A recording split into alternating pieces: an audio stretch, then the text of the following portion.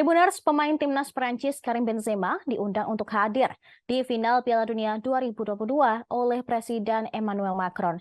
Ide Macron tak hanya memboyong Benzema, tapi juga sekelompok pemain cedera yang pernah berada di Qatar atau yang absen karena cedera seperti Paul Pogba dan N'Golo Kante. Kabar itu juga dikonfirmasi oleh Menteri Olahraga Prancis, Emily Audea Castera.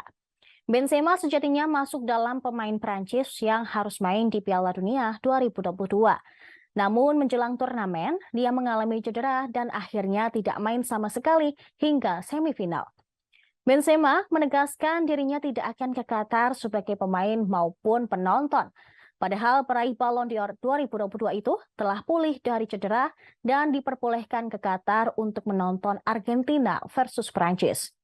Namun, dia lebih memilih untuk tidak hadir. Pihak Real Madrid juga tidak menghalangi Benzema untuk hadir. Kendati demikian, Benzema berpotensi dapat medali jika Prancis keluar sebagai juara Piala Dunia 2022. Hal itu mengingat bahwa pemain identik dengan nomor 9 itu masih terdaftar sebagai pemain Prancis di turnamen kali ini. Dengan demikian, maka Benzema masih berpotensi dapat medali jika Prancis juara maupun menjadi runner-up.